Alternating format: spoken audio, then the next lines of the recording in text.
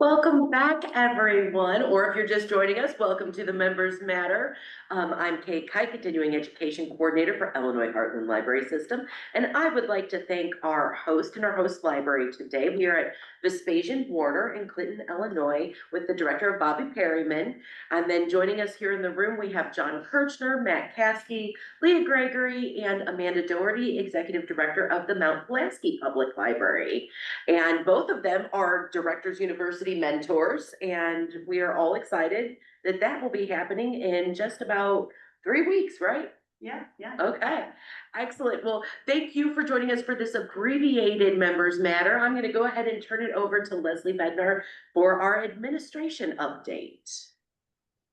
Good morning, everybody. It seems like you were in a really great session earlier today, and I'm really happy, always happy for the opportunities that we have to share news of import and training with you in this manner. We really are happy and thrilled to work with Kate and all her creative ideas. She makes things happen. So today I'm going to be really brief. There's 3 things I want to share with you. FY 2025, FY 2026, and advocate. Those are my 3 words. So the first is we just closed out FY 2025 on 30 June, which means our staff are now working, our finance staff are now working quite heavily on preparing for the audit. We're already working with our auditors, and that audit is part of our system annual report, which also includes a lot of administrative details that are required for us to provide, as well as a narrative.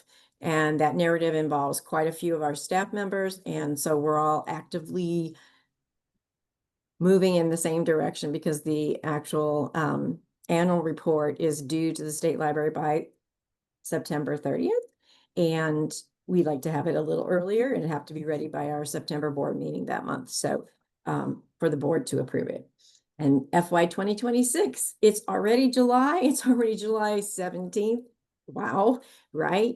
We have a lot of interesting programs to provide or to offer to our members, and different ways to provide the same services we have been in FY 26.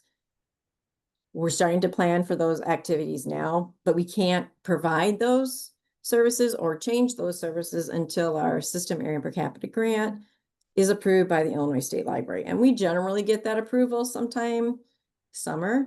So we look forward to that as well, and then we can move forward. And again, this will be our first year really rolling out our strategic plan that was approved by the board last December. And we're really excited about the way it frames the work that we do. And my last piece, advocate. It is FY 2026, although in Washington, D.C., they're still working in federal fiscal year 2025 through the end of September. There's 2 very important things that need to happen to continue the Institute of Museum and Library Services programming grants that we've all come to appreciate over the years in library land. The first is that there is a reauthorization of the Museum and Library Services Act, because that actual act sunsets on September 30th.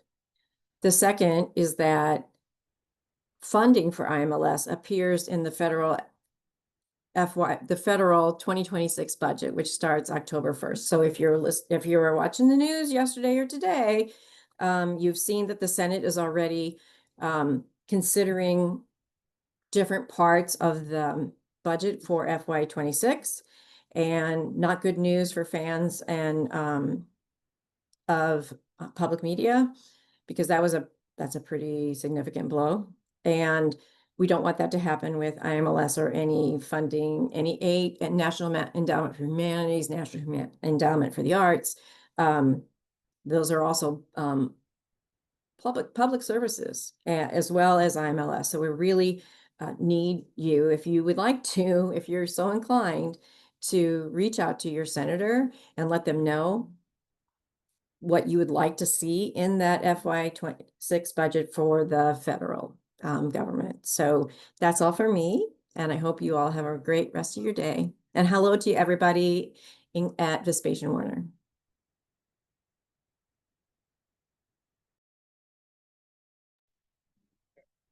Leslie, and I want to give a shout out to all of our members because without suggestions from our members, I wouldn't have all these ideas of what programming you all would like to see. So keep sending me ideas.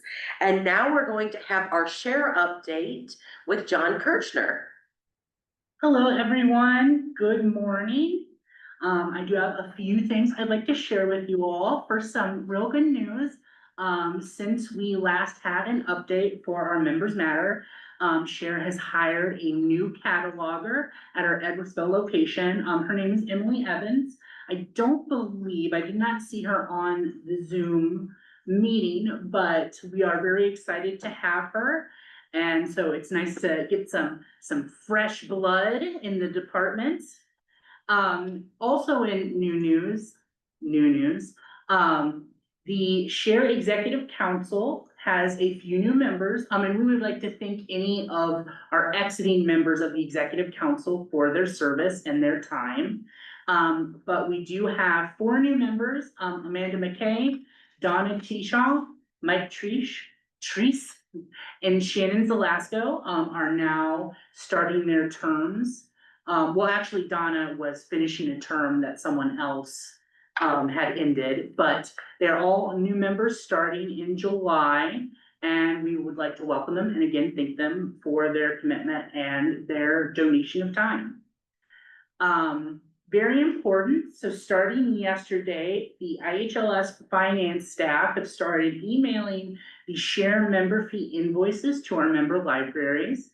So if you don't see that in your email inbox, please make sure to check your spam, just in case it accidentally got routed to there. And if you don't see anything by the end of the month, please reach out to our finance staff, just to make sure there wasn't some error, it was sent to the wrong email or any issues like that. If you are one of our member libraries that make use of our cataloging services, by sending items into our hubs to be cataloged, we did make a slight change to how things are routed. So we have sent out to those libraries that have used that service special transit slips that are bright green. Just to make sure that they don't get routed to the wrong place and to make it easier for our sorters to know that an item or a bin is specifically to go to Share cataloging. So you should have received those by now. If you have not received any transit slips or you need more at any point and you've ran out, you can actually submit a ticket to the help desk to request more of those slips. In other good news, with Aspen, we have had issues in the past with NCR, which caused issues with using services like ePay for credit card charges. That issue has been resolved. So our member libraries will now be able to set up ePay, Square, Stripe, and other vendors to allow patrons to make credit card payments through Aspen on your library's Aspen website. So we're really excited that that issue is resolved. If you have any questions about that, please feel free to contact us. But we're looking forward to being able to move on to other quality of life updates in the future with Aspen now that we have that taken care of. Speaking of quality of life updates, we are doing some preliminary testing for a new feature in Aspen that is native events, where you can make and manage events on Aspen itself without using a third party. We are in still the beginning phases of making sure that it works how we would like it to and getting all those settings set up. But if you have any questions about it, you can always reach out to me. And then the last bit of news I'm going to share is the CMC, the Cataloging Maintenance Center, is starting a new bi-monthly newsletter. Bi-monthly is in every other month, not twice a month. Starting next Wednesday, called the CMC Chronicles. So if you are not subscribed, you can visit the IHLS website to subscribe to that newsletter. And we hope people get a lot of use out of it. It will have some stories from the CMC staff, as well as cataloging tips and tricks and information on different continuing education resources. And that is all I have. Thank you, John. Our next update will be from Dr. Carol Hogan Downey in our communications and advocacy. Thanks, Kate. I'm going to go ahead and screen share the update that I'm doing. Sorry. So let me move this to, forgive me. There. Okay. So there's a new addition to the website. I don't know if any of y'all have found it yet. It is the HR resources page. So I'm here on the homepage going to HR resources under services. And these are all things that were already on the website, but the benefit of this page is that it brings them all together for anybody doing library HR. You can use these quick links that take you down. We currently have our consultations unavailable with our HR person, but we hope to have them up sooner rather than later. We have here, of course, it's not working at the moment. So I'll need to fix that, forgive me. But this is just information about the P-Law or paid leave for all workers. So you can also find that under issues or see all issues guides. As we add more things that are relevant to HR on here, I'll be adding them here. We have upcoming events related to HR. So at the moment, you're just seeing these year-round on-demand trainings, but again, more, you can go to see all upcoming events. Policy stuff. Where did it go? You have to log in for that. And I am currently logged out. Of course, I just switched laptops this week. So forgive me. News updates. Normally when you are logged in, maybe I can do that quickly. I don't think I'm logged into L2 here. Okay, forgive me. I'll have to do that in a bit. But it has the HR related policies from the policy database that we have. So things that y'all have submitted. And I think some things that we also added there that are ours. Anything related to HR in our our learning center, which again can normally be found under continuing education. And then of course, contact information. We also have, as we mentioned in the newsletter, a new design in the store. I've seen a lot of y'all have already purchased that, so thanks. Because of course those fund our micro grants under Freedom and Library Love. It's the cataloger, the next piece in our Library Tarot series. So if you have any questions about that at the store, let me know, or about the HR resources page. Thank you so much. I will yield the floor. Thank you, Carol. Next up is Colleen Dettenmeyer with our delivery department update. Hello, thank you. I have a couple general delivery announcements, and then most of my updates, as they have been lately, are to do with the automated material handling system. So for general delivery, I did want to let everyone know that we made a couple minor updates for the IHLS delivery guidelines, mostly just clarifications, so nothing big major change. I will share the link for the track changes version that we presented to the committee, so that if anybody who's already familiar with our guidelines wants to see what exactly was changed, you can see that version. If you're unfamiliar with the delivery guidelines, the full guidelines are listed on our delivery webpage, and I can share that link as well. And then just as a reminder, we're gearing up for the first day of back to school. So we will resume delivery for schools on August 18th. And I doubt that any school people are on here, but if you happen to see this, if you want to change your delivery date, it does not have to be on August 18th. We can move it up or move it back. Just contact us on that help desk, and we'll get you set up with whatever date you'd like to begin back for delivery. And then updates for share members regarding the automated material handling system. The sorting machines are now operational at both the Edwardsville and Champaign hubs. So our team is currently still in that transitional phase where we'll begin training and refining our sorting process, kind of figuring out the new normal for us, as we've been sorting the same way since the 60s. So this is a new change for us. So we're getting used to it, and things are working out pretty smoothly, actually. So we have sent out guidance via both email and paper memo to those hub libraries regarding how we should be packaging items for that new system if you're a share member. So if you did not receive that memo and you're at the Champaign or Edwardsville hubs and you'd like to get a copy, please just let me know and I can send that to you. I would like it if all staff at your library who handle delivery items would review that memo, because there is some important information in there that we ask that you do. So as far as how those memos are worded, I wanted to add a couple just clarifications about that. For the rubber bands and padded mailers, I know that has been kind of a topic that I've had a couple questions about. So what we're asking is that if you're a share member and you're sending items from share member to share member in Polaris, we ask that you stop using rubber bands or padded mailers for those items. But this does not apply if you're sending items outside of Polaris system, whereas it's like an ILDS or an OCLC, ALA, any of those type of interlibrary loan where you're sending it to a member who does not belong to share or our cataloging team. Those items can all use rubber bands, and actually we encourage the use of rubber bands with that, and we encourage that you do cover up the barcode when it comes to those items that are being sent outside of share member to share member borrowing. So share member to share member, please don't use rubber bands or padded mailers, and please try to keep those barcodes uncovered so it's easy for us to scan them.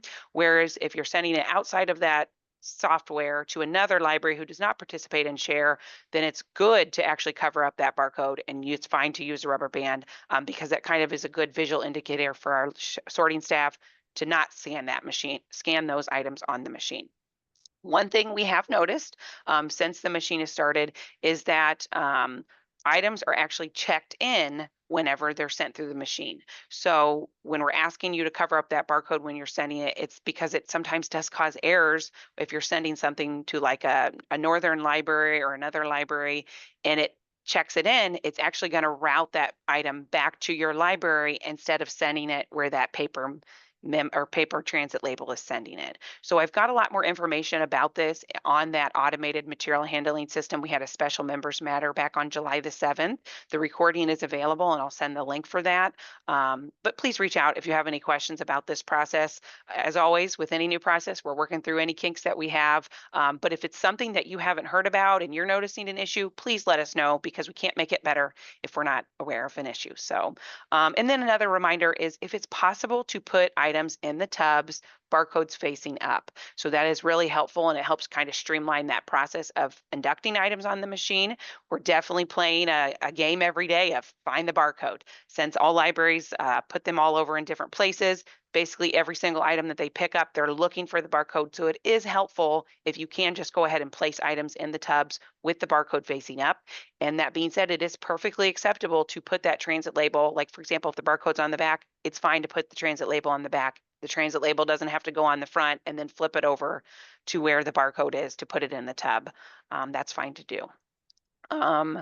Okay, so I shared that about that. Oh, I wanted to share if you're a Champaign Hub member, or if you want to make the drive to Champaign, you're welcome to as well. But we're having a board meet and greet and an automated material handling system demonstration coming up next Tuesday. That'll be July 22nd at 3:30 p.m. We did close the registration earlier this week just to kind of make sure we had enough refreshments for everyone. But if you're interested in coming, just reach out to me. I can still add your registration on the back end, and we'd love to have you there and love everyone to see the machine in person.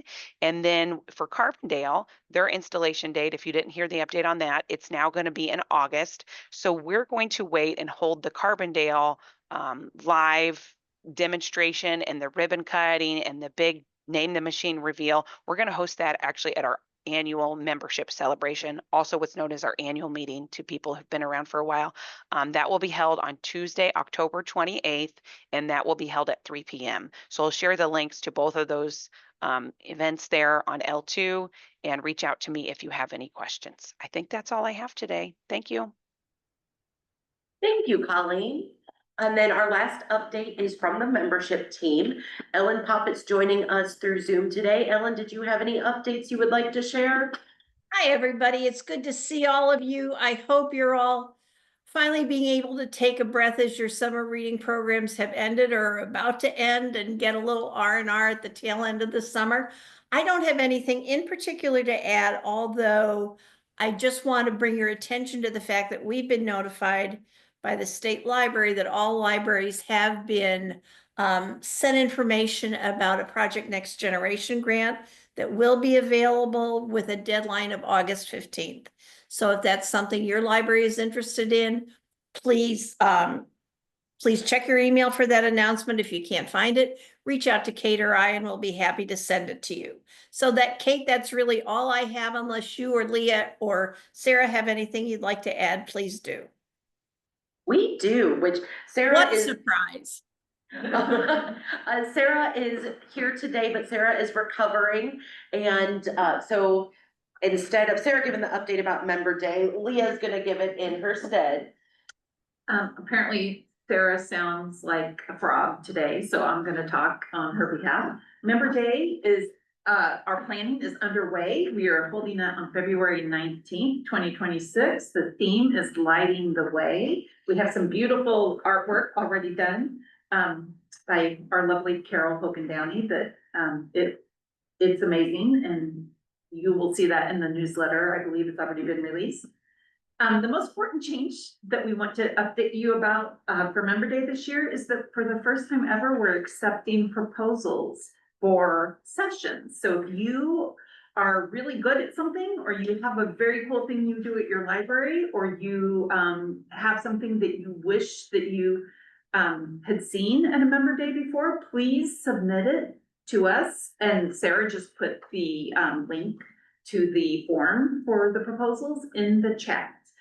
The proposals the proposal window will close on July 31st, and then you will be notified in August if your proposal was accepted. We know we have a lot of amazing members with a lot of amazing ideas, so we want to hear from you. And I think that's all that I have.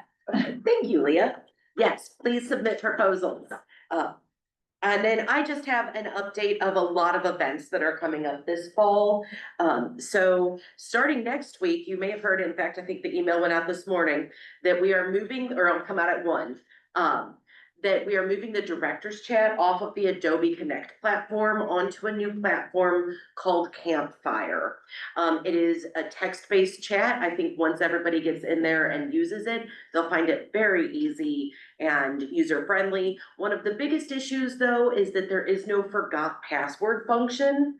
And so if you forget your password, I just have to delete you from the system. And I don't know what that does to you in real life. So use the password that we will provide. That way, I know Matt begrudgingly, Matt and Troy let me come up with that, to have a single password for all of our users. So that'll be in the email. We have a notary Q&A, speaking of programs that members suggested, but we have a notary question and answer with Dalton Day on 8/7 at 10 a.m. Please submit, there's a form in the L2 event to submit questions in advance. This is not notary training. This is for already certified notaries who just have some questions after the training and want to know some best practices. The day after, we have Beyond Burnout, Uncovering the Root Causes and Reigniting Inspiration. That is, again, requested by our SWAYS Youth Services group. It is going to focus on youth services staff, the trainer is, but anyone is welcome to join us. We have, speaking of, Carol said the HR webinar, or what HR resources, you'll see on the website soon that we did schedule our upcoming 4 months of library HR webinars. They're on a variety of topics. They're provided through our EAP, All One Help. The next one is August 11th at 10 a.m. They're always on the second Monday. And that one's on fostering resiliency. Linda Johnson and I are bringing back the book repair workshops this fall. We've got 3 scheduled so far, with the 4th in the works. They are, the August one's in Taylorville, September is in Olney, and October is at the Collinsville Library Center. So those are all in L2. And then finally, I am in discussions with the University of Illinois Extension again to hold free online virtual mental health first aid training. We actually have it set up. One is gonna be in early October, one is gonna be in early November. We will have an adult session and a session for youth mental health first aid. So again, those are not an L2 just yet, but they will be by next week. So lots of things going on this fall. Thank you all for the suggestions I've gotten from our members. They really do help me bring you quality content. And that's all I have. And I think, did I come in under the wire? Are we? You did by 5 minutes. so we have Okay, time for yes. questions. Yeah, any questions, any comments?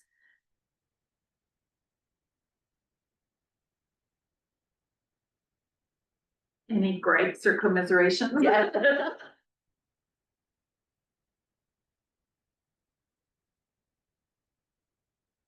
Okay, well, thank you all for joining us. Again, I want to thank Vespasian Warner for letting us host at their library, and we will see you online only next month. So see you on, I believe, the 20. No, I'm not gonna try to say the date of when the next Thursday is. 21st. It is the 21st? Okay, excellent. We will see you then. Have a great month. That's when school starts. Okay.